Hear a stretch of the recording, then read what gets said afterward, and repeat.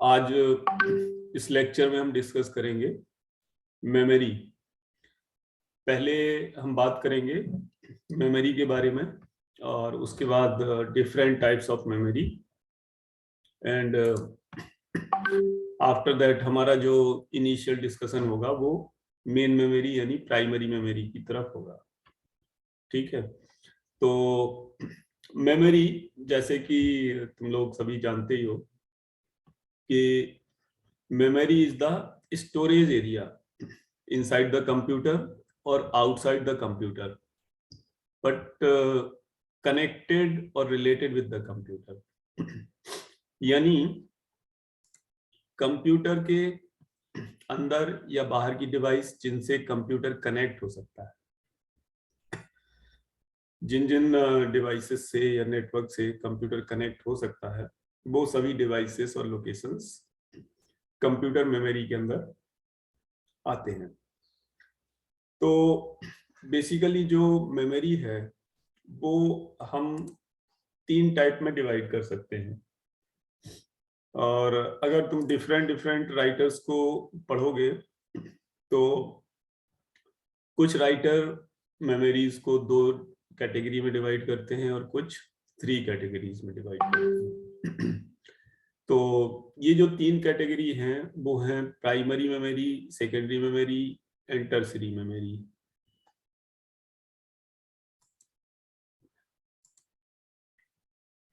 तो जो tertiary memory और सेकेंडरी मेमोरी है, कुछ राइटर इनको एक ही कैटेगरी में लेते हैं जिनको हम सेकेंडरी मेमोरी कहते हैं। तो प्राइमरी मेमोरी बेसिकली जो है हमारी, पहले मेमोरी के बारे में ये 3-4 पॉइंट्स रीड आउट कर लो, then I will let you explain. Memory unit is used for storage and retrieval of data, information, program, etc.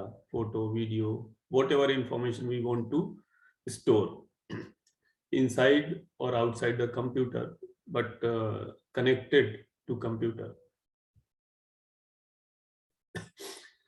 तो जब हम मेमोरी डिवाइस की बात करते हैं तो जो भी कंप्यूटर में स्टोरेज है वो तो बाइनरी के फॉर्म में होता ही है, ये तो तुम जानते हो। तो जितने भी मॉड्यूल हैं, जितने भी टाइप्स की मेमोरी हैं, सभी में अपनी लोकेशंस होती, मेमोरी लोकेशंस, जिनको हम मेमोरी एड्रेस की तरह रिफर करते हैं। तो मेमोरी जो है हमारी वो ये 3 कैटेगरी में डिवाइड है, प्राइमरी मेमोरी या मेन मेमोरी, सेकेंडरी और auxiliary memory and tertiary memory. तो जो प्राइमरी मेमोरी है वो हमारी क्या है, मेमोरी जो कि हमारा सीपीयू डायरेक्टली एक्सेस कर सकता है। CPU of the computer can directly access the memory called as the primary memory. तो जो प्राइमरी मेमोरी है वो बेसिकली हमारा क्या है, सेमीकंडक्टर स्टोरेज सेल्स से मिलके बना है। सेमीकंडक्टर मेमोरी है प्राइमरी मेमोरी, जैसे रैम, रोम, कैश मेमोरी। तो they are the cells of semiconductor storage, और जो कि हमारा इलेक्ट्रॉनिक स्पीड पे वर्क करता है। इलेक्ट्रॉनिक स्पीड से मतलब ये है कि it works totally at the concept of electronics.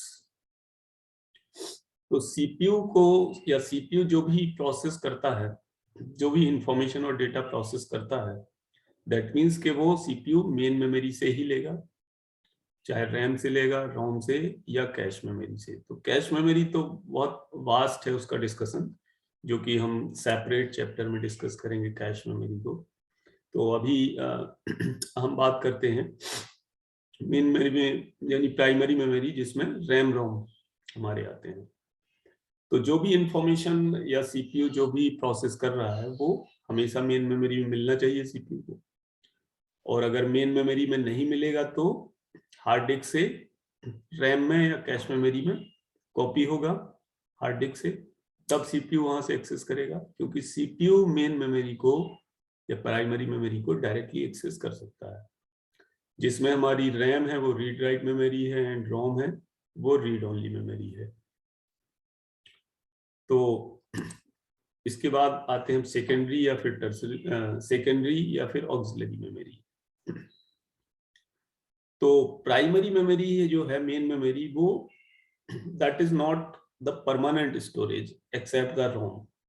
रोम में तो प्रोग्राम परमानेंट स्टोर होते हैं, but RAM is the volatile memory. तो प्रोग्राम्स या डेटा या स्टोरेज को हमें परमानेंटली स्टोर करने के लिए हम सेकेंडरी मेमोरी का यूज करते हैं, और इनको हम ऑनलाइन मेमोरी भी बोलते हैं या ऑक्सिलरी मेमोरी। और ये बहुत सारे हैं, जैसे डिस्क है, हार्ड डिस्क है, फ्लॉपी है, सीडी है, और पेन ड्राइव है, फ्लैश मेमोरी है, जैसे वीडियो कैमरा वगैरह में जो यूज होती है मेमोरी कार्ड के फॉर्म में। मैग्नेटिक डिस्क के अंदर आते हैं hard disk and floppy, optical disk के अंदर सीडी। तो ये क्या है, नॉन वॉलेटाइल मेमोरी है। दैट मीन्स इसमें जो स्टोर कर दिया जाएगा वो जब तक डिलीट नहीं किया जाएगा तब तक स्टोर बना रहेगा। और कुछ मेमोरी जैसे सीडी वगैरह हैं that stores the information permanently. तो इनका ये क्या है कि रैम से कंपैरेटिवली स्लोअर होती है, यानी प्राइमरी मेमोरी से कंपैरेटिवली स्लोअर होती है। स्लोअर इन द सेंस कि इसमें सेकेंडरी मेमोरी जनरली क्या है, इलेक्ट्रोमैकेनिकल मेमोरी, इलेक्ट्रोमैकेनिकल डिवाइस होती है। जैसे हार्ड डिस्क है तो उसमें मैकेनिकल स्पिंडल, रोटेटर एक्सेट्रा होते हैं, हेड होता है। तो सेकेंडरी मेमोरी को फिर हम सेपरेट चैप्टर में डिस्कस करेंगे डिटेल में, बट यहाँ पे हम डिफरेंट टाइप की मेमोरी को तो समझ लें। इसके बाद अब जो ये सेकेंडरी मेमोरी है वो तो हम ऑनलाइन मेमोरी बोलते हैं कि that is they are connected to the computer. जैसे पेन ड्राइव है तो वो तो कंप्यूटर से हमेशा नहीं कनेक्टेड होती है, but it is also referred to as the secondary memory. तो अब जो टर्सरी मेमोरी है they are the offline memory basically. और जो हायरकी में मेमोरी हायरकी में लोवेस्ट लेवल पर आती है, और ये भी नॉन वोलेटाइल है, यानी स्टोरेज जो है इनका परमानेंट है जब तक डिलीट नहीं किया जाएगा।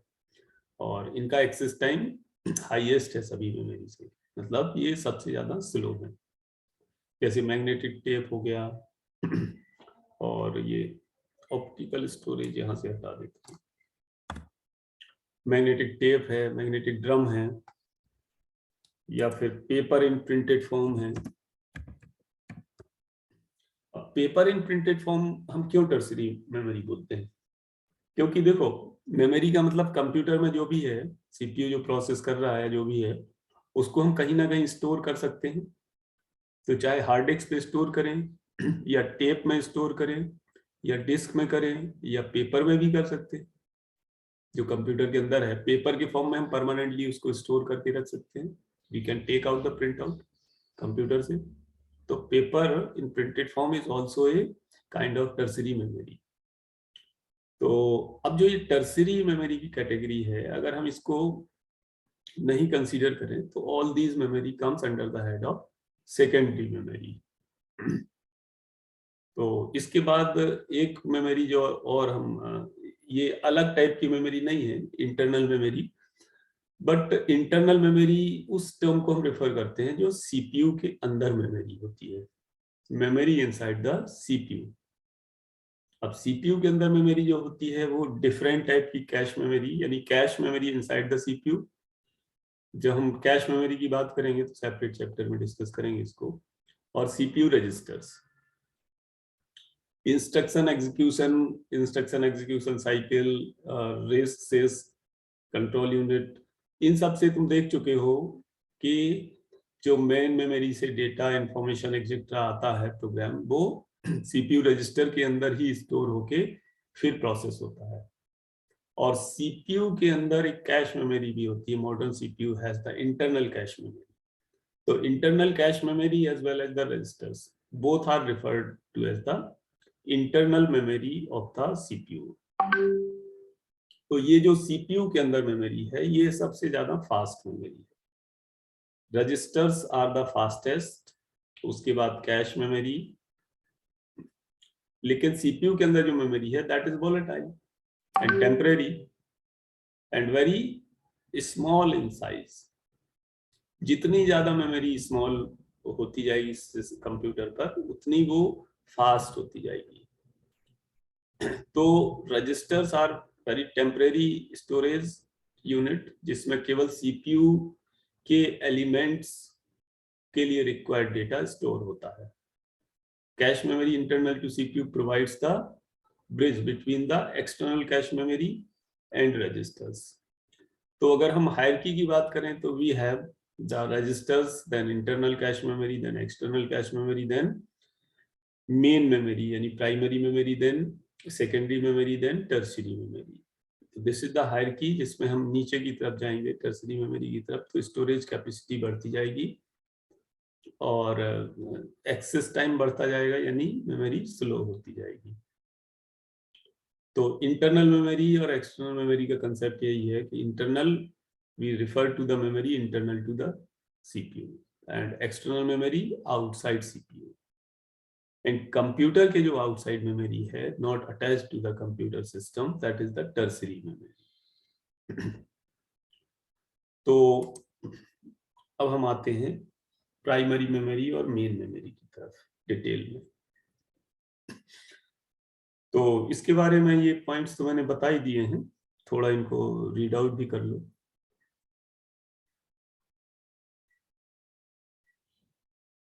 सीपीयू इसको डायरेक्ट एक्सेस करता है, या फिर हम ऐसे कह सकते हैं कि सीपीयू जो मेमोरी सीपीयू के द्वारा डायरेक्टली एक्सेस होती है दैट इज प्राइमरी मेमोरी। तो प्राइमरी मेमोरी में यानी मेन मेमोरी में we have the RAM ROM and cache is also a kind of primary memory. The faster primary memory is the cache memory.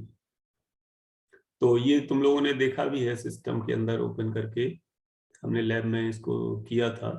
तो जो memory के motherboard में, अगर हम पर्सनल कंप्यूटर की बात करें, so it is fixed inside the motherboard slot.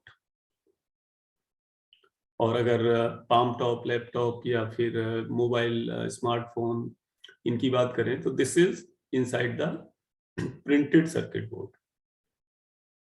Small circuit board जो भी होगा, सर्किट इसका इलेक्ट्रॉनिक सर्किट, उसमें ये इनबिल्ट होती है, जैसे लैपटॉप है। और अदरवाइज अगर पर्सनल कंप्यूटर, डेस्कटॉप कंप्यूटर की बात करें तो ये अलग से पूरी चिप के फॉर्म में स्लॉट में फिक्स होती है। और 2 स्लॉट होते हैं रैम के लिए, तो दोनों स्लॉट में हम अलग अलग RAM chip, combination of chips को इंसर्ट कर सकते हैं। और जैसा कि देखा भी है तुमने कि एक जो कंप्लीट वो होती है स्ट्रिप, रैम स्ट्रिप, उसमें बहुत सारी चिप होती हैं स्मॉल स्मॉल। तो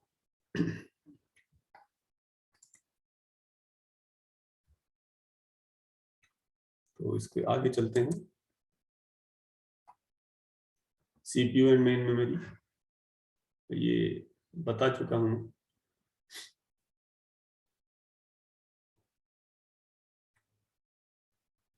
ड्यूरिंग प्रोग्राम एग्जीक्यूशन क्या होता है कि CPU fetches the data or instructions or information from the main memory and stores inside the CPU, or generally inside the CPU registers. अगर CPU के अंदर कैश मेमोरी है तो मेन मेमोरी से पहले कैश मेमोरी में डेटा आता है।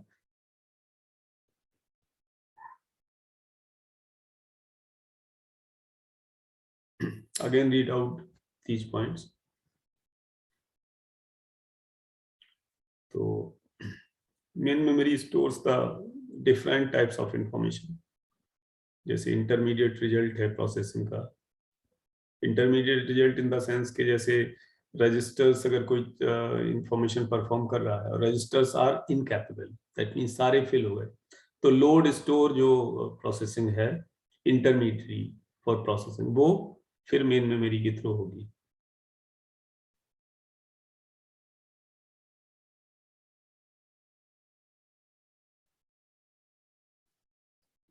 आगे चलते हैं। अब हम बात करते हैं मेमोरी कैरेक्टरिस्टिक्स की। तो मेन मेमोरी के कुछ कैरेक्टरिस्टिक्स होते हैं और ये मेन मेमोरी के कैरेक्टरिस्टिक्स हैं।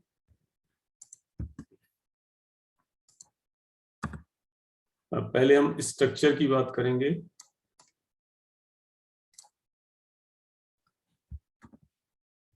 स्ट्रक्चर, फिर फंक्शन, फिर स्टोरेज कैपेसिटी। इस ऑर्डर में हम इसको डिस्कस करेंगे।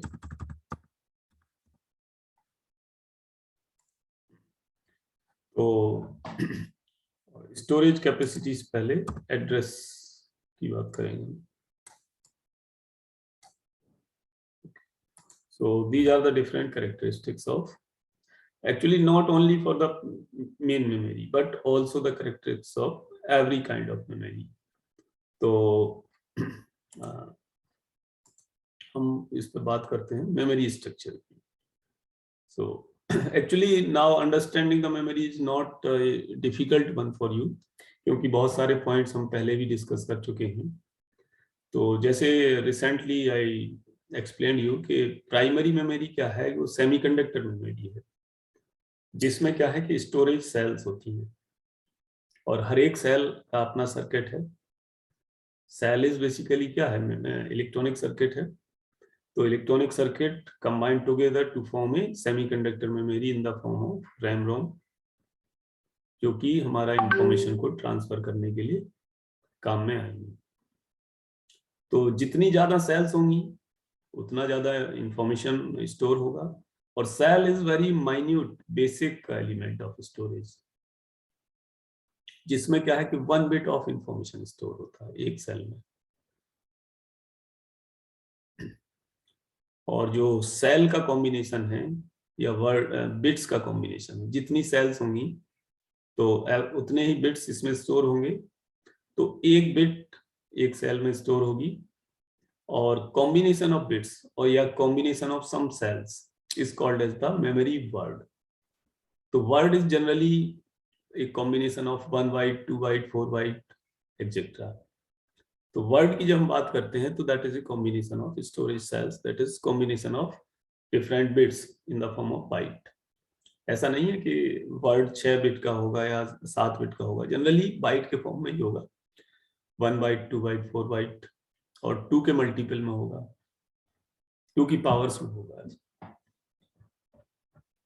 तो जो वर्ड है memory word, that is the unit for transfer of information. जो इंफॉर्मेशन ट्रांसफर होगा मेमोरी से इन या आउट, वो वर्ड के फॉर्म में होगा, मेमोरी वर्ड के फॉर्म में। मेमोरी वर्ड हमारा कुछ भी रिप्रेजेंट कर सकता है। मेमोरी वर्ड क्या है, कॉम्बिनेशन ऑफ बिट्स, यानी 4 बाइट, 2 बाइट। तो मेमोरी वर्ड एक्चुअली रिप्रेजेंट करता है हमारा, यानी store combination of storage cells inside the primary memory is a word which represents the number या instruction code, यानी group of bits, character, group of characters, address or data, anything it represents. word length, तो जो word length है मतलब number of bits, किसी word में जो कितनी बिट्स स्टोर हो रही है वो उस वर्ड की वर्ड लेंथ होती है। तो फॉर एग्जांपल, जैसे अगर 8 बिट स्टोर कर रहा है वर्ड, तो हम बोलते हैं 8 बिट कंप्यूटर। 32 बिट्स स्टोर कर रहा है 32 बिट कंप्यूटर। जो स्ट्रक्चर है मेमोरी का वर्ड से, उससे हम कंप्यूटर की मेजरमेंट क्षमता का करते हैं। तो जो लार्ज कंप्यूटर है, modern computer, they are even 64 bits in word. तो combination of bytes at words, जो डिफरेंट बाइट्स हैं, they are combined together to form a word.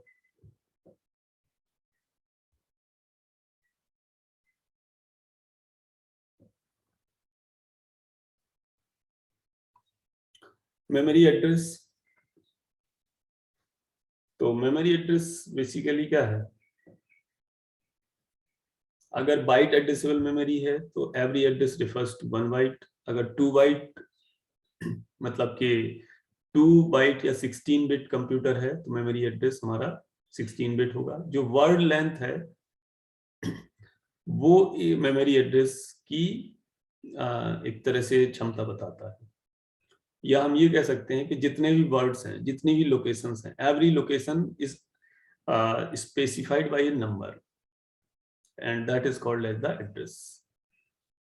तो इस मेमोरी एड्रेस को स्पेसिफाई करने के लिए we have the address lines. जैसे हमने पढ़ा है control lines, data lines, address lines. तो address lines, data lines, control lines वो सेपरेट कुछ नहीं है। एक तरह से क्या है कि एड्रेस लाइंस जैसे होती है, जैसे अगर हम 8085 प्रोसेसर की बात करें तो इट हैज 16 एड्रेस लाइंस। तो जब एड्रेस उसमें से कम्युनिकेट होगा तो वो 16 लाइन यूज होंगी। जब डेटा फ्लो होगा तो 8 लाइंस विल बी यूज्ड। और जब कंट्रोल सिग्नल फ्लो होगा यानी रीड राइट सिग्नल, तो उन्हीं लाइन में से कुछ लाइन हमारी कंट्रोल लाइंस की तरह वर्क करेंगी।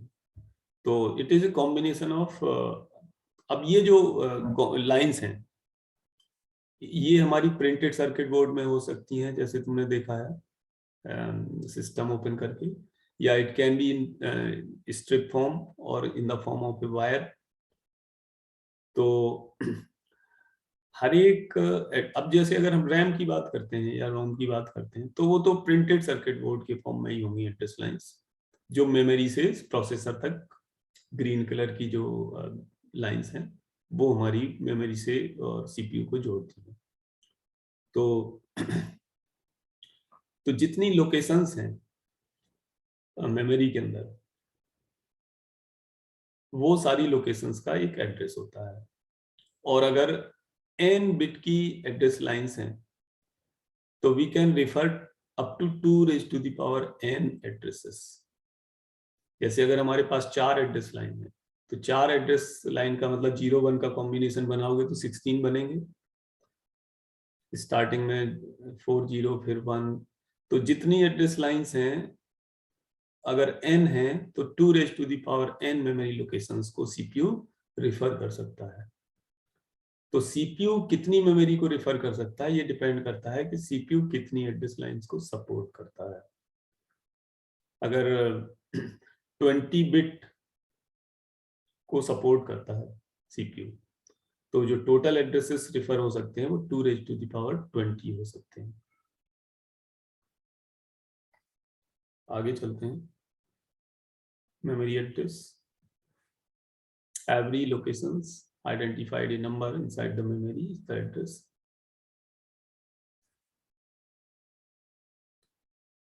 अब जो एड्रेसेस हैं वो जनरली इंडेक्स के फॉर्म में होते हैं। मेन मेमोरी बेसिकली क्या है, उसको हम एक एरे की तरह ट्रीट कर सकते हैं, consisting of large number of storage locations और वर्ड्स। तो इंडेक्सेस इन द फॉर्म की कंटिग्यूअस मेमोरी लोकेशंस को रिफर करने के लिए we generally use the form of index, जो कि हमने इंडेक्सिंग एड्रेसिंग मोड में पढ़ा था। या फिर एरे के टर्म्स में ये कह सकते हैं कि कंटिग्यूअस मेमोरी को एक्सेस करना है तो इंडेक्सिंग इन द सेंस कि जैसे किसी मेमोरी के रिस्पेक्ट में उससे आगे वाली मेमोरी, फिर उससे आगे वाली मेमोरी के using an index for different locations corresponding to a unique structure या फिर unique construct.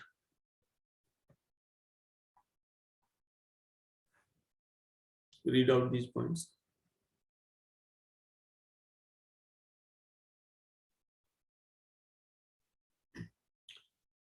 As we know, memory addresses are accessed by using the memory address register or MAR or simply AR address register, which stores the address of the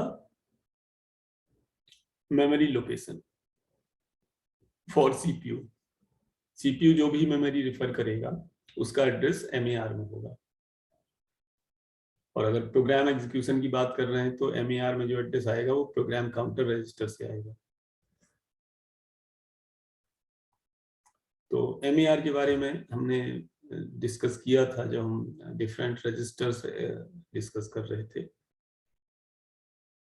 So MER holds the address of memory location कि जहां से information access होना है या फिर जहां पर information right होना है। मतलब जिस मेमोरी लोकेशन से, अगर रैम की बात करें तो MER होल्ड्स द एड्रेस जहां पर इंफॉर्मेशन रीड राइट होना है। अगर रोम की बात करें तो MER होल्ड्स द एड्रेस जहां से इंफॉर्मेशन रीड होना है, क्योंकि रोम में तो राइट कर नहीं सकते हैं। तो जब मेमोरी एक्सेस होती है तो MER में जो एड्रेस है, that address flows through the address lines to interact with the memory cell और मेमोरी वर्ड। और जो डायरेक्शन है हमारी इनपुट या आउटपुट की, कि मतलब रीड हो रहा है या राइट होना है, तो एड्रेस इधर से उधर फ्लो हो रहा है या मेमोरी से CPU की तरफ, क्योंकि सॉरी CPU तो एड्रेस रेफर करेगा ही, लेकिन जो डेटा फ्लो हो रहा है वो CPU से मेमोरी की तरफ है या मेमोरी से CPU की तरफ है, that will be controlled by the control lines. के control lines means read write operation, कि रीड हो रहा है डेटा या राइट हो रहा है, तो control signals will be sent.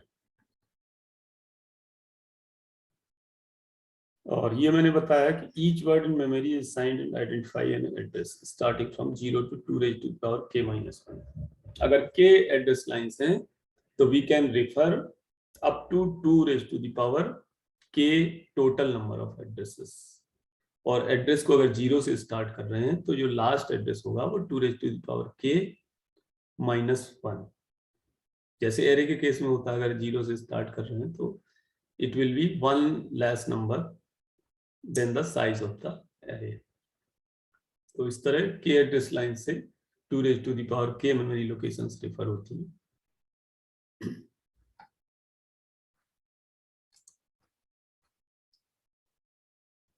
तो फॉर एग्जांपल अगर हमने ये कोटेशन लिखा है कि 1024 into 16 मेमोरी, इसका मतलब ये है कि इतनी तो मेमोरी लोकेशन है उसमें, मतलब टोटल वर्ड्स कितने हैं 1024, और हर एक वर्ड में इतनी बिट्स हैं 16। या ये कह सकते हैं कि इतने लोकेशंस हैं और इतने उसमें बिट्स हैं हर एक लोकेशन में, यानी 10 raised to the power 1024 words where each word is having 2 byte। तो अगर 1024 लोकेशंस हैं तो ये बना हमारा 2 raised to the power 10, यानी हमें 2 raised to the power 10 यानी 10 एड्रेस लाइंस रिक्वायर्ड होंगी इस लोकेशन को एक्सेस करने के लिए, इतनी लोकेशंस को एक्सेस करने के लिए, जैसा हम जानते हैं। Now come to last slide. ये सारे पॉइंट्स वही हैं जो हमने डिस्कस किए।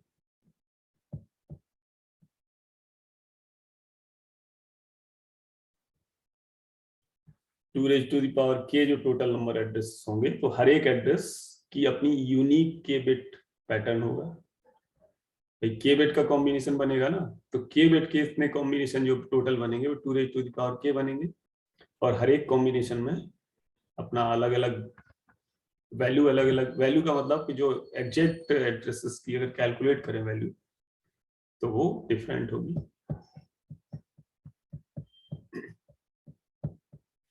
So by this we have completed the discussion, introductory discussion regarding the memory as well as some points regarding the main memory। तो next lecture में हम फिर इसी को continue करेंगे main memory के बाकी features को, क्योंकि time is about to die, some 6 minutes are remaining। तो जो next lecture होगा perhaps in evening, तो in that we will continue with the